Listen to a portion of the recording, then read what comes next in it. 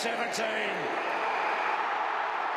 Scotty, the Bombers were in striking distance of the Giants for most of the night, but in the end just fell short. What did you make of the game? A lot to take out of the game, really. You looked at the Bombers. They played some pretty good football at different times throughout that game. Their game, in a sense, never fully came together. I thought early on their pressure was good and they were forcing turnovers and scoring on the back of that. Then later on in the game, I thought their transition was very good. But what we saw more than anything for me was just how good the Giants are.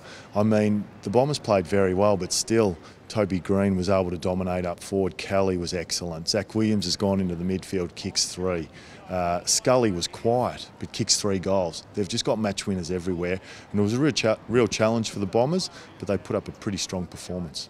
Josh Kelly was prolific, particularly in that first half. John Worsfold was asked about, running with him after the game. What do you make of the whole to tag or not to tag debate?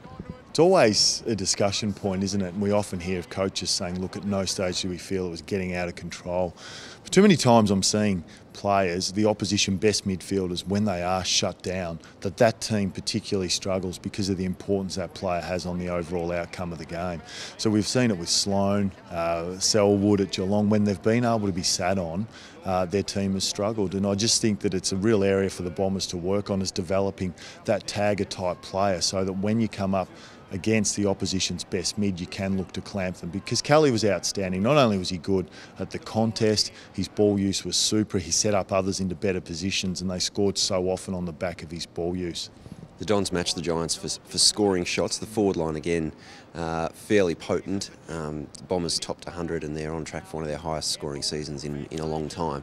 What did you make of the forward setup again against the Giants? Thought that the tall forwards worked particularly well together, better than I have seen in some other weeks. And what I mean by that is they were able to get really good separation. So they had areas of the ground that they could work on in a one-on-one way. So that was very good. Worked well together. I thought also the small forwards had their opportunities. Green was good, kicked the 3 goals. Waller got a couple late. So Fantasia got a couple. So there was a good contribution more broadly, and needs to be more entries though. Great to kick 15 goals and break 100 points, but that requires an extremely efficient forward line. They need more entries, they need more looks at the ball to kick higher scores.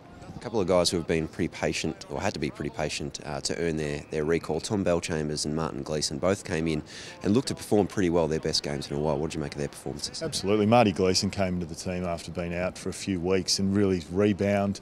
There was some intercept marking, some good ball use, some strong physical play. So that was really pleasing to see him come back into the team and play like that. And I thought Tom Bellchambers against Mumford was excellent. He was really physical, which is the type of ruckman you need against Mumford. And then he went forward and made him accountable and kicked 2 goals. So I thought his second game back, it was a strong performance. The last 4 weeks, Essendon have played 4 teams in and around that top 4, split the results 2-2.